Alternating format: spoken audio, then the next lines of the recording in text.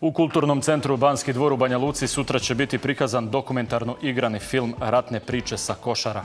Projekciji filma prisustvovat će junaci sa Košara kao i autor filma Slađana Zarić. Projekcija filma u organizaciji Republičkog centra za istraživanje rata, ratnih zločina i traženje nestalih lica i Srpsko sabranje Baštionik zakazana je za 19 časova. Tim povodom moji gosti u studiju su autorka Slađana Zarić i Darko Anđelković. Dobar dan, dobrodošli. Dobar dan, hvala što ste nas pozvali. Slađana, evo, ako neko možda ovdje kod nas i ne zna za Košare i za ove ratne priče i sve što se tamo dešavalo, šta je zapravo u pitanju? O čemu je film? Pa nije to da samo možda ne znaju kod vas. Ja moram da priznam da posle 20 godina, ja ne znam da li se Darko slaže sa mnom, ali mislim da i većina ljudi u Srbiji nije znala šta se dešavalo. Reč je o bitkama i pokušaju kopnene ofanzive sa teritorije Republike Albanije na tadašnju Saveznu Republiku Jugoslaviju. Znači, to je kopnena ofanziva koja je počela 9. aprila u rejonu karaule Košara. Sada mnogi će pitati gde su Košare. Košare se nalaze negde između Prizrena i Peći. Znači, to je karaula, to su Prokletije. Govorimo o 2000 metara nadmorske visine. Na nekim mestima i do 2150 metara nadmorske visine. Gde je bilo snega u aprilu i gde je Uček pokušao da napravi kopneni napad. Njihov cilj je bio da se oni spoje sa jedinicama Uček Ramuša Haradinaja koji su se nalazili u rejonu Peći. Ko je bio neprijatelj našim vojnicima? Mislim, eto, prosto polazimo od toga da niko ništa ne zna ili da jedan deo vaših građana i vaših gledalaca ne zna. Jer ja zaista moram da priznam da je to bio slučaj i pre prikazivanja filma i u samoj Srbiji, gde su mene mnogi ljudi čak pitali gde su Košare, je li to u Bosni ili gde se to uopšte nalazi i tako dalje. Mi od 20 godina o tome nismo pričali. Neprijatelji u tom trenutku su bili Učeka teroristi koji su 98. i 99. godine prešli u Albaniju i u terorističkim kampovima imali vojnu obuku. Zatim to su, nažalost, regularne jedinice vojske Albanije. Znači, mi nekako pričamo stalno o NATO zemljama koje su bombardovali Jugoslaviju, a Albanija se ne spominje. Evo, na ovim pričama i na kopnenim ofanzivama, kako na Košarama, tako i na Paštriku, vidimo u stvari da je i regularna vojska Albanije učestvovala u svemu tome i naravno NATO pakt. Šta vas je nagnalo, inspirisalo i natjeralo zapravo da se odlučite na snimanje filma? Pa, to su dve stvari. Prva je ovo koju smo malo prepričali, a to je činjenica da mi u stvari ne znamo šta se tamo dešavalo. A s druge strane, kada sam negde shvatila da većina ljudi u Srbiji ne zna priču o Košarama, druga stvar koja je motivisala jeste herojstvo tih ljudi. Darko je tada imao 19-20 godina, tamo su pretežno bili vojnici na odsluženju vojnog roka, koji su zaista pokazali fascinantnu hrabrost, požrtvovanost za nešto što je i onda i danas bilo najdragocenije, a to je odbrana otadžbine.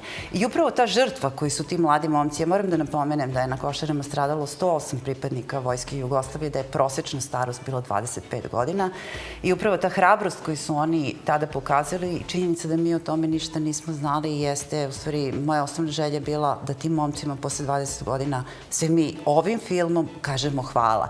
I ja moram da napomenem, znači, ovaj film koji je rađen u produkciji Radio televizije Srbije, ja sam urednik sa RTS-a, zajedno u koprodukciji sa Ministarstvom odbrane. Mi nekako snimajući film, RTS snimajući film, prikazuje zahvalnost tim momcima za ono što su svoju mladost su žrtvovali, svoje živote, zaista je strašno. Agonija koja je trajala 67 dana.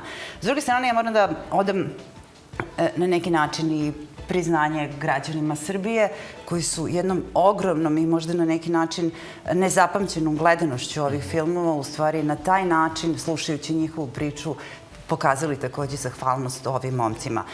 Ratne priče sa Košara i ratne priče sa Paštrika, pošto je priča u stvari o jednoj, da kažemo, jedinstvenoj kopnenoj operaciji i pokušaju kopnene ofanzive koju albanski mediji i NATO planeri nazivaju Strela 1 i Strela 2, je što u premijernom TV emitovanju, što na YouTube-u i u reprizi na TV emitovanju gledalo 7 miliona ljudi. To je nešto što zaista igrani filmovi u Srbiji nemaju takav retkost. Tako da je meni beskrajno drago i ja mislim da je moja misija uspjela. Sad ne znam šta kažem. Naravno da jeste. Borci sa Košara. Naravno da jeste. Darko, kakva je tvoja ratna priča? Ratna priča, pa veoma surova. S obzirom da je neprijatelj bio mnogo brojčaniji i da je pored šiptarskih terorista tu bilo i dosta plaćene vojske, mudžahedina, stranih plaćenika, NATO, vodova koji su upadali u pomoć albanskim teroristima. Bilo je tu i regularne albanske vojske. mnogo su brojčaniji bili, znači, ali smo mi od prvog dana čuvali taj naš položaj. Bili smo svesni šta branimo i nijednog trenutka nismo ni pomišljali o povlačenju, a kamoli o bilo kakvoj predaji. Mada njihov plan je osujete na Košarama, oni su imali u planu da projure kroz Košare i naprave okupaciju nad našom zemljom, ali im to nije pošlo za ruku. Darko, jesi li ti tada bio na redovnom odsluženju vojnog roka? Da, bio sam na redovnom odsluženju vojnog roka i posle 5 nedelja vojske prijavio sam se dobrovoljno da idem na položaj, jer već 1998. su krenuli ti napadi šiptarskih terorista u raznim selima i svuda da ima srpskog stanovništva. To mi je pošlo za rukom, tako da sam posle već mesec i po dana bio na terenu i nikad se više nisam ni vratio u kasarnu. Pročitao sam negdje, izvinite Slađana, pročitao sam negdje da je na Košarama smrt bila prisutna svakog trenutka. Naravno, smrt je bila kao što govore podaci da nam je stradalo 108 poginulih vojnika 99. a 98. ne zaboravimo njih, 11 njih je isto stradalo u raznim zasedama. Tako da ukupno imamo oko 119 poginulih vojnika. Ja bih, upravo to sam htjela da kažem, možda negdje da bismo na neki način i vašim gledaocima, ljudima iz Republike Srpske predstavili kako su Košare izgledale. Na Košarama su učestvovali i pripadnici specijalnih jedinica 63. i 72.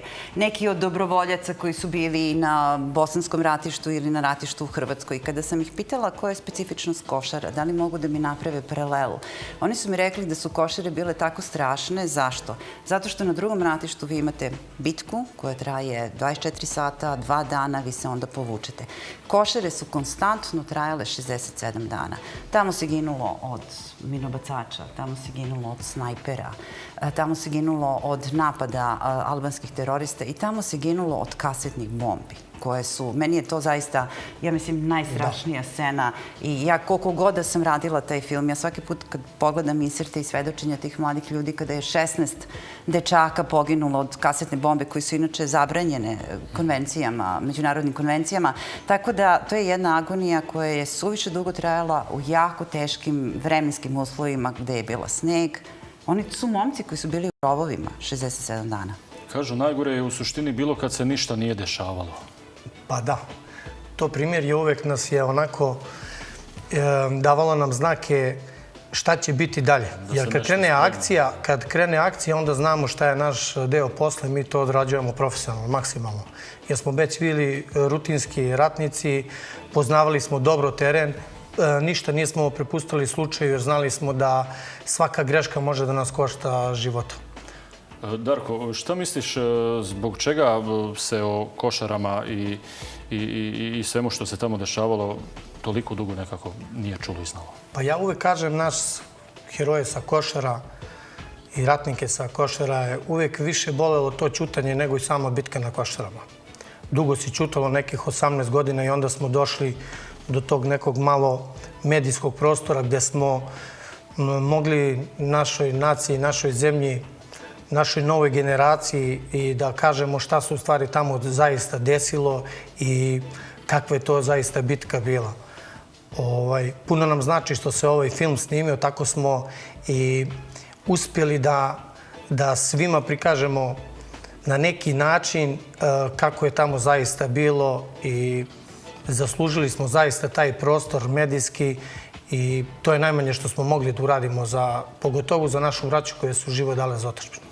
Da li nije smjelo o tome da se priča ili naprosto nije bilo prilike da sva ta priča dođe do javnosti? Ja mislim da treba uzeti u obzir tadašnji vremenski kontekst. Znači, 1999. godinu, povlačenje vojske sa Kosova i Metohije, ne samo povlačenje vojske, povlačenje stanovništva. Mi imamo preko 200.000 ljudi koji su tada napustili Kosovo i Metohiju. Potom imamo promenu političkog sistema, imamo velike pritiske za počinjene ratne zločine i onda nekako su se heroji izgubili i heroji su se zaboravili. Ovo je priča koja je čista borba. Ovde nema nikakvih ratnih zločina, ovde zaista imamo jedno herojstvo, jednu požrtvovanost i meni je jako drago što je nepravda prema tim ljudima posle 20 godina na neki način ispravljena. Kada se završila projekcija filma i kada sam se nekako čula sa svima njima, jer, znate, mi smo se u jednom trenutku sreli, ali nekako su nam se možda neke životne priče uklopile i kada sam ih pitala kakve su reakcije. I onda sam prosto bila frapirana, to možda deluje trivialno, možda deluje negde i smešno kada mi neko od njih kaže ne znam, ja više ne plaćam piće u Čačku ili tako neke stvari, idem ulicom i ljudi me susreću. Ti ljudi 20 godina su živjeli pored nas, a da mi nismo imali predstavu prvo šta su oni preživjeli i drugo koje su herojstvo oni pokazali. I ja mislim da je ovo njihovih 5 minuta slave koje bi trebalo da ostane i da postane deo kolektivnog sećanja kako u samoj Srbiji, evo, zahvaljujući vama, ja se nadam i u Republici Srpskoj. Darko, koliko je Slađana uspjela da realno prikaže sve ono što se dešavalo? Pa, ja uvijek kažem, Slađana nam je dodelila najveći orden od svih, znači, koji smo mogli da dobijemo, jer razbila je jednu agoniju i jednu priču o kojoj se dugo ćutalo. Mnogo je bitno da smo uspeli u celom tom projektu i mnogo mi je drago što je to toliko posećeno i gledano i zaista hvala joj od srca još, evo, kažem ovako u emisiji, jer zaista nam je puno značilo. Evo, Slađana, kad čujete ove riječi, to je možda zapravo i... Pa to je najveća zahvalnost jednog autora, da, više od toga prosto nema, znate, kad shvatite da ste uradili nešto dobro, da, to je ono što vas na neki način možda i najviše ispuni i da motiv da idete i da otkrivate nešto drugo i da ispričate neke druge priče. Šta je bio najveći izazov radeći na filmu? Pa, najveći izazov, prvo, ja moram da vam priznam da je u novinarskom smislu ovo jako komplikovana priča. Znači, prvo je trebalo na neki način sistematizovati i hronološki povezati tu priču. Znate, kad radimo neke druge priče, pa onda vi imate istoričare koji su napisali knjige ili nekakve brojne članke. Ja sam se ovde susrela sa pojedinačnim, znači rađeni su filmovi, pisane su knjige, ali nikada to nije urađeno na taj neki možda otvoren, iskren, hronološki način, tako da sam ja u stvari imala vrlo ozbiljan posao, na neki način možda čak više istoričara nego novinara. To je u svakom slučaju bio veliki izazov, a s druge strane mislim da je priličan izazov bio i snimanje tih dramatizacija. To je zaista ekstremno teški uslovi gde smo mi snimali po temperaturama od -10 na nekakvim vrhovima do kojih smo morali da idemo vojnim džipovima, da posle kad smo radili paštrik snimali smo na temperaturama od 40 stepeni, kamenjarima, zmijama i tako dalje.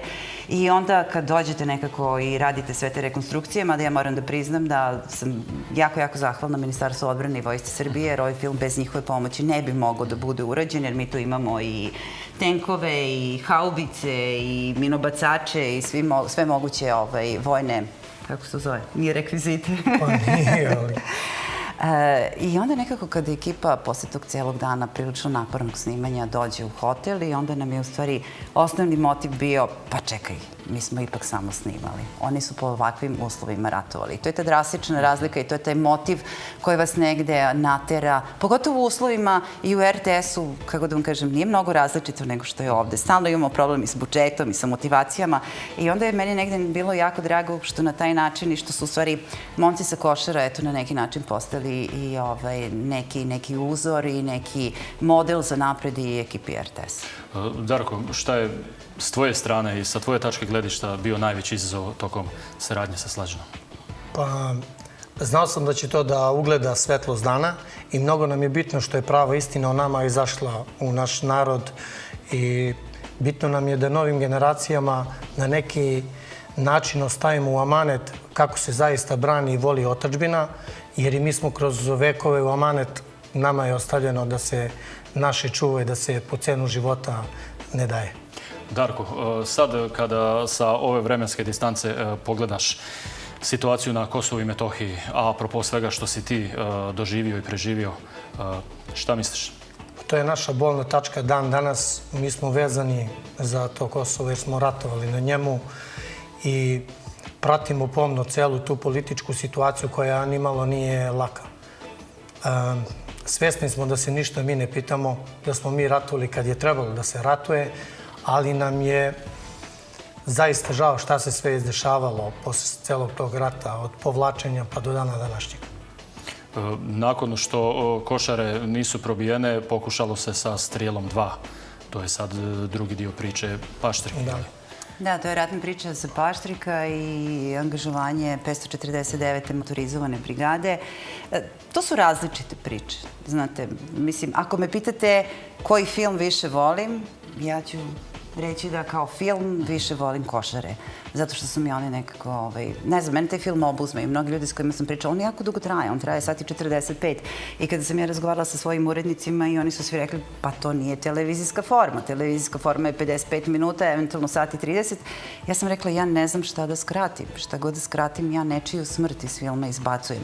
Ali prosto mnogi ljudi kažu da bez obzira na to dugo vreme taj film drži. Paštrik je na neki način bio očekivan. Košare su bile iznenađenje.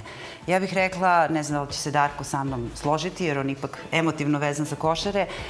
Mislim da je vojska Jugoslavije bila spremnija na Paštriku. Mislim, prosto se očekivalo da će tu da krenuti i da su naneli prilično velike gubitke terorističkim snagama albanske vojske i UČK.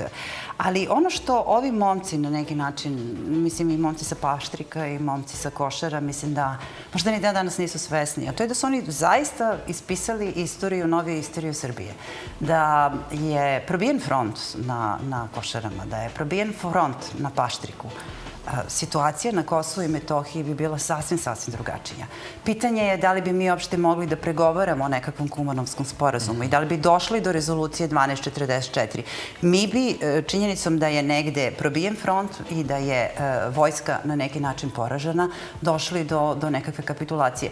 Tako da mislim da su oni zaista jedni pravi heroji i da su zaista postavili neke nove stranice naše istorije koja vidjet ćemo kako će biti završena. Darko, jeste li zapravo svjestan šta ste vi tada napravili? Mislim, bio si na redovnom usluženju vojnog roka. Koliko si imao? 18-19 godina? 19 u 20 tako godina, pošto sam bio gore od 98. do 99. 20 godina sam imao, bio sam svjestan šta branim i moral je bio na zavidnom nivou, tako da nismo ni jedne sekunde pomišljali u nekoj predaji ili bilo čemu. Dakle, sutra Banja Luka... Ja bih samo još jednu kratku stvar koja mislim da nekad uopšte nije nebitna. Košare imaju ogroman broj pregleda na YouTube-u. Mislim da je tu nešto 1.600.000, 1.700.000 pregleda za ovih... Da, 1.700.000. Da, mesec i po dana. I ono što je jako zanimljivo, Košare su izazvale vrlo veliku reakciju u regionu, na Kosovu i Metohiji. Između ostalog, brojni albanski mediji su pisali o tom filmu i čak je njihov javni servis napravio specijalnu emisiju koja je bila posvećena filmu Ratne priče sa Košara. I ono što je beskrajno interesantno, mislim, ja moram da priznam da sam negde bila iznenađena, jel te, da su čak pozitivno pričali o filmu. Mislim da su rekli da je to film koji je s profesionalne tačke vrlo dobro urađen, da se RTS negde posvetila i bici i odavanju počasti prema žrtvama i čak su uključili i nekog UČK oficira koji je rekao da se to zaista tako dešavalo i na Košarama. I mislim da je ta iskrenost ljudi koji su bili svedoci tada te borbe i na neki način sudbinskog dešavanja tih dana na granici Savezne Republike Jugoslavije, mislim da je njihova iskrenost, njihova spremnost da pričaju ono što je jedan neponovljiv kvalitet toga filma. I ja moram da pozovem sve Banjalučane da dođe sutra na projekciju filma, osim što mogu da pogledaju film.